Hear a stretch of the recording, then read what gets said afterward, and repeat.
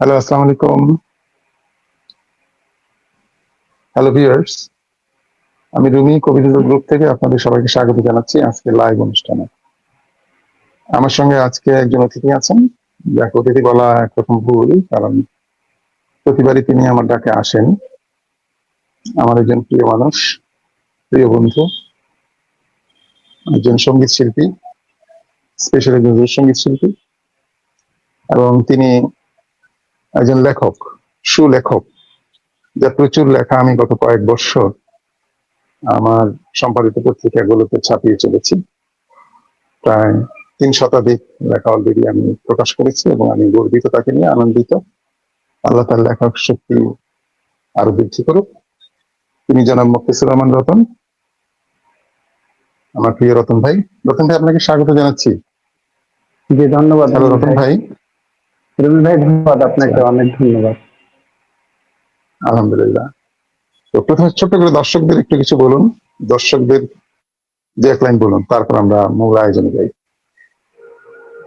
জি, দর্শকদেরকে ধন্যবাদ জানাচ্ছি আর শুভেচ্ছা জানাচ্ছি এই জন্য যে আমরা মাঝে মাঝে লাইভ অনুষ্ঠানে আসি। রবি ভাই, আপনি আমাকে ডেকে নিয়ে আসেন, মাঝে মাঝে মিন্টু ভাইয়ের সঙ্গে আমাকে ডেকে নিয়ে আসেন। সেই জন্য আমি আপনার কাছে কৃতজ্ঞ যে দর্শকরা অনেক ধৈর্য ধরে আমাদের কথা শোনেন এবং পরবর্তীকালে আবার আমরা যখন শেয়ার করি তখন আবার অনেকে বলেন, আবার অনেকে আমাদের কথা ধৈর্য ধরে শোনেন। সেই জন্য দর্শকদের কাছে অনেক কৃতজ্ঞ। দর্শক একটু বলে রাখি যে রতন ভাই ইসলামিক বিষয়াদিতে ইদানিং প্রচুর লেখালেখি করছেন এবং সমকালীন রাজনীতি, সমকালীন সমস্যা নিয়ে তিনি ভাবছেন। সামাজিক যোগাযোগ মাধ্যমে তিনি বিশেষ সক্রিয় এবং তার লেখা যথেষ্ট গভীরতা সম্পন্ন এবং বলবো তার অনেক বেশি চিন্তা ভাবনা প্রসূত। অনেকেই তার সঙ্গে একমত নাও হতে পারেন, কিন্তু আমি তার প্রায় লেখার সঙ্গে একমত পোষণ করি, দু একটা ক্ষেত্র বাদে। আচ্ছা, আমি খুব সংক্ষেপে একটা প্রশ্ন আপনার কাছে রেখে আমি বিদায় নিতে চাই। আপনি সেই প্রশ্নের উত্তর দেবেন আর অনুষ্ঠান শেষ করবেন। সেটা হচ্ছে যে ইদানিং একটা জিনিস দেখা গেল সামাজিক যোগাযোগ মাধ্যমে, একজন বৃদ্ধ বাবা অসহায় বোধ করছেন যে তাকে বৃদ্ধাশ্রমে পাঠিয়ে দিচ্ছে তার পুত্রবধূ। পুত্রবধূ কিছু কারণ দর্শন করেছেন, দর্শনের করেছেন যে সন্তানদের লেখাপড়া থেকে ব্যস্ত থাকতে হয়, কোচিং নিতে ব্যস্ত থাকতে হয়, বাবা সারাদিন একলা থাকে। হ্যাঁ, সেই জন্য বৃদ্ধাশ্রমে তার জন্য উপযুক্ত হবে। আবার বাবা বলছেন যে আমি কেন বৃদ্ধাশ্রমে যাব, সন্তানকে আমি কোলে পিঠে করে মানুষ করেছি। এই যে দুই ধরনের দ্বন্দ্ব, পুত্রবধূ এবং শ্বশুরের দুই ধরনের কথা, পুত্রকে অসহায় মনে হলো এবং সে কিছুই বলতে পারলো না, তেমন কিছু আসলে তার তেমন কিছু বলার থাকে না। এই বিষয়টি ইসলামিক দৃষ্টিকোণ আপনি একটু ব্যাখ্যা করে বলবেন, যদি আমি সংযোগ হারিয়ে ফেলি আপনি বলে শেষ করবেন যে এটা আসলে কি হওয়া উচিত। আমরা তো ইসলাম বলতেছে যে বাবা মা শেষ বয়সে সেবা করাটা কর্তব্য সন্তানের জন্য, না তো বেহেশতেই হবে না। আবার সন্তানও বিপদে পড়ে যায় তার স্ত্রীকে রক্ষা করতে গিয়ে, আবার তার সন্তানদের রক্ষা করতে গিয়ে। তাহলে এখানে আসলে কি করণীয়, এটা কি কিভাবে এটাকে একটা সমাধানের দিকে আনা যায়? ইসলামে পবিত্র কোরআনে তো বাবা মা সম্পর্কে কঠোরতা আছে, অনেক কঠোর, অনেক কঠিন কথা আল্লাহ পাক বলেছেন। এবং রাসূলুল্লাহ সাল্লাল্লাহু আলাইহি ওয়াসাল্লামের নির্দেশনার কথা যদি আপনি সেগুলি যদি আপনি পরে আলোচনা করে ব্যক্তিগত কথা ধরেন, তাহলে আমি মনে করি যে বাবা হচ্ছে বাবাই। কারণ হচ্ছে বাবা হচ্ছে জন্মদাতা। আমি মনে করি আমার আমার নিজের বাবার সম্পর্কে, বাবা আমাকে, আমার বাবার একটা চিঠি আছে আমার কাছে লেখা, আমি তখন হলে থাকি, ওই চিঠিটা আমি রেখেছি। চিঠিটার শেষ লাইনে লেখা ছিল, আমার বাবা বলেছেন যে তুমি আমার এমনই সন্তান যে পৃথিবীর মধ্যে তুমি শ্রেষ্ঠ সন্তান। আমার ভাই বোনরা হয়তো এই লাইভ দেখে থাকতে পারে, এখন হয়তো অনেকেই দেখে।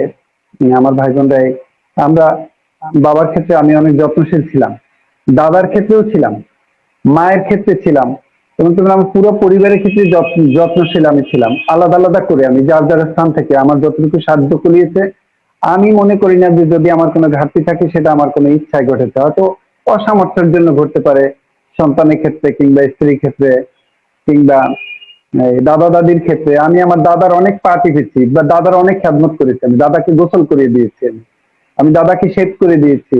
এবং আমি তো, আমার দাদা মারা গেছেন তখন তো আমি মাস্টার্সের ছাত্র। তো আর বাবার কথা তো আলাদাই, কারণ বাবা তো বাবাই। বাবা হচ্ছে জন্মের আগে থেকে বাবাকে লাগে, কারণ আমার জন্ম আমার জন্মটাই হয়েছে বাবার জন্ম দিয়েছেন আমাকে। তার জন্মের আগে থেকেই আমার বাবার প্রয়োজন ছিল। তারপরে আবার আমার জন্মের পরে আবার বাবাকে দরকার, কারণ বাবার রোজগারে খেয়েছি, বাবার রোজগারে বড় হয়েছি, বাবার যত্ন পেয়েছি, বাবার ঘাড়ে উঠেছি, বাবার নিরাপত্তা দিয়েছেন, বাবার সামাজিক, সবচেয়ে বড় কথা হলো সামাজিক পরিচয় দিয়েছেন। তারপরে যখন গেল সেটা জন্মের পরে, তারপরে সে কিশোরের সময়ের কথা ধরেন আপনি, বাবা শাসন করেছে, তারপরে বাবা পড়িয়েছে, বাবা শিক্ষা দিয়েছেন। তারপর যদি আপনি বলেন যে জীবনের প্রতিটা ক্ষেত্রে আপনি যদি পরিচয় খোঁজেন, তাহলে বাবার পরিচয় আমরা চলি। কারণ আপনি কাগজপত্রে বলেন বাবা ছাড়া একটা একটা সন্তানের কি পরিচয় আছে, আপনি বলেন বাবা ছাড়া তো একটা সন্তানের পরিচয় মেলে না। আপনি মৃত্যুর পরও বাবাকে লাগে, কারণ মৃত্যুর পরও কি কেউ বলতে পারবে যে আমার আজকে বাবা মরে গেছে, আমার আজকে আমি বাবার নাম মুছে দেই আমার সার্টিফিকেট থেকে, আমার কাগজপত্র থেকে মুছে দেই, দলিল থেকে আমি মুছে দেই, সেটা কি কেউ বলতে পারবে? কেউ কেউ বাবার নাম অস্বীকার করে চলতে পারবে? আমি মনে করি যে প্রতিটা মুহূর্তেই বাবাকে দরকার, এবং বাবাকে আরো দরকার, এবং বাবাকে আরো দরকার, তারপরেও বাবাকে দরকার। বাবা বাবা আজকে থেকে এই তো 30 বছরের বেশি হবে আমার বাবা মারা গেছে, কিন্তু আমি আমি বলতে পারবো আমার বাবা ছাড়া আমার কোনো পরিচয় আছে? তো যারা স্ত্রীর কথায় কিংবা অন্য কারোর কথায় বাবাকে বৃদ্ধাশ্রমে দেয়, বা বাবা মাকে অসম্মান করে, বা উম, মেনে নেয়, অন্য বাবা মার ক্ষেত্রে আপোষ করে, আমি বলবো যে তারা তো ছেলে হলে তো নিশ্চয়ই কাপুরুষ। এবং তাদেরকে আমি তো মানুষ বলি না। আমি অনেক লেখা লিখেছি, আমি আমার অনেক কবিতা লিখেছি। এটা তো তারা তো কোনো মানুষই না, কারণ বাবা মার ক্ষেত্রে তো কোনো আপোষই হবে না। কারণ বাবা মা কে সম্পদশালী হতে হবে। আম, তারপরে বাবা মার সম্পত্তির জন্য আমি দেখছি অনেক যেই সব বাবা মার সম্পদ বেশি, এই সম্পদ নিয়ে কারাকারি করতে করতে বাবাকে মূল্যায়ন করা হয় না। এবং এমনও দেখেছি যে বাবার লাশ দাফন করা হয় না রুমে ভাই, যে এই সম্পদ মৃত্যুর পরে এরকম হসপিটালে মারা গেছে সেই লোকের টিপসই নিতে আমি দেখি। আমি মনে করি যে যারা সুসন্তান বা যারা জান্নাত চান, বা মৃত্যুর পরে যারা আল্লাহ পাকের অনুগ্রহ চান, তাদের অবশ্যই উচিত বাবা মার ক্ষেত্রে, বাবা মার খেদমত করতে পারাটা তো ভাগ্যের ব্যাপার, ইবাদত। এটা তো ইবাদত। বাবা মার মনোযোগ তো আল্লাহ পাক কবুল করেন, এবং সন্তানের জন্য বাবা মা যা চান আল্লাহ পাক তাই করেন। আল্লাহ পাক তো সেটা আল্লাহ পাক বলেন নাই যে আমি শুধু মুসলমান বাবা মায়ের মোনাজাত আমি রক্ষা করব। আল্লাহ পাক তো সব ধর্মের পিতামাতার কথাই বলেছেন, এবং পিতামাতাকে আল্লাহ পাক শ্রেষ্ঠত্ব দিয়েছেন, সম্মানিত করেছেন। তো আমি আমি মনে করি যে যে সমস্ত সন্তানেরা বাবা মাকে স্ত্রীর কথায় বৃদ্ধাশ্রমে দেয় কিংবা অবহেলা করে, তারা হচ্ছে কাপুরুষ, এবং তারা কোনো মানুষই না। আমার কথা যদি এরকম একজন দুইজনের শুনে থাকে, তাদের উচিত হবে যে আজকেই তওবা করে, নামাজ পড়ে তওবা করে, গভীর রাতে আল্লাহ সেজদা দিয়ে এবং মাপ চেয়ে বাবা মার কে নিয়ে আসা, বৃদ্ধাশ্রম থেকে বাবা মাকে নিয়ে আসা, ঘরে নিয়ে আসা, মেয়ে হোক ছেলে হোক, বাবা মার ক্ষেত্রে কোনো আপোষ করা উচিত না। নিয়ে আসা এবং তাদের খেদমত করা, এবং তাদেরকে খুশি করা। তো বাবা মার খেদমত করলে তার বিনিময়ে তো আল্লাহ দান করেন, মানুষের কিছু দান করার প্রয়োজন পড়ে না। দর্শক বৃন্দ, আমার কথা যদি আপনারা শুনে থাকেন, আপনাদের অনেক ধন্যবাদ যারা শুনছেন বা শুনবেন পরে। আমি শুধু বাবা মার ক্ষেত্রে একটি কথাই বলবো যে কেউ আপোষ করবেন না, পিতা মাতার ক্ষেত্রে কোনো আপোষ করবেন না। আপনারা বাবা মাকে, বাবা মা হচ্ছে বাবা মাই। আমরা তো বাবা মা হয়েছে, আবার আমার সন্তানও বাবা মা হবে। যে যা করবে সে সেটা পাবে। আজকে যদি আমি আমার বাবাকে অবহেলা করি, তাহলে আমার সন্তান আমাকে অবহেলা করবে। আবার আমার সন্তান যদি আমাকে অবহেলা করে, তাহলে তার সন্তানটা আবার তাকে অবহেলা করবে। এভাবেই ফিরিয়ে দেয় অকুল্লুন ফি ফালাকি ইয়াসবাহুন। সূরা ইয়াসিনের মধ্যে একটা আয়াত আছে যে প্রত্যেকেই তারা চারদিকে পরিভ্রমণ করে, ঘুরতে থাকে। মানুষের আপনি গ্রহ নক্ষত্র বলেন, চারদিকে ঘুরতে থাকে, সব ঘূর্ণায়মান, পৃথিবী ঘূর্ণায়মান। মানুষের যে যে মানুষের কিন্তু আয়ু অনেকে বলে মরে যায়, কিন্তু মানুষের তো আসলে মরণ নাই। মানুষ দুনিয়া থেকে ত্যাগ করে, তারপরে আবার পরকালের জীবনে তারা অনির্ধারিত জীবনে চলে যায়। কিন্তু জীবনের তো শেষ নাই, ঘুরতে থাকে। মানে সাইক্লিক একটা জীবন নিয়ে আমরা এসেছি, আল্লাহ আমাদেরকে পয়দা করেছেন।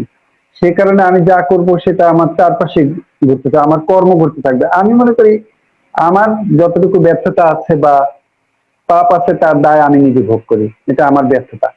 তো আমি মনে করি আমি যদি আমার বাবা মাকে অশ্রদ্ধা করি, অসম্মান করি, অবহেলা করি, তাহলে আমার সম্মানও আমাকে এটা করবে।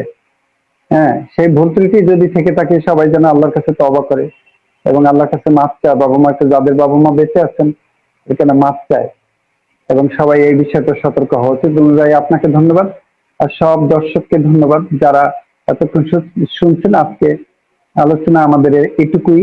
আমাদের কথাই ছিল যে আমরা সংক্ষিপ্ত আলোচনা করব। আর রুমি ভাই বলছিলেন যে আমার লেখা কিছু কবিতা নিয়ে উনি উনি প্রশ্ন করবেন, সেগুলি সময় হয়তো হলো না। আহ, সবাইকে ধন্যবাদ। আর আমি সবসময় আহ, খোঁজ নেই রুমি ভাইয়ের মায়ের।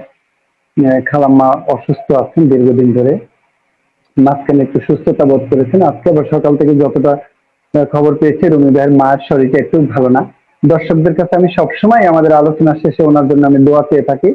আপনারা সবাই ওনার জন্য দোয়া করবেন এবং আমাদের যাদের বাবা মা নাই, পৃথিবী ছেড়ে চলে গেছেন, তাদের সবার জন্য দোয়া করি। সবাই দোয়া করবেন, সবার বাবা মার জন্য সবাই দোয়া করবেন, সমস্ত মুসলমানদের জন্য সবাই দোয়া করবেন, প্যালেস্টাইনের মুসলমানদের জন্য দোয়া করবেন, আমাদের দেশের শৃঙ্খলার জন্য দোয়া করবেন সবাই। আমি দোয়া করি। আসসালামু আলাইকুম ওয়া রাহমাতুল্লাহি ওয়া বারাকাতুহু।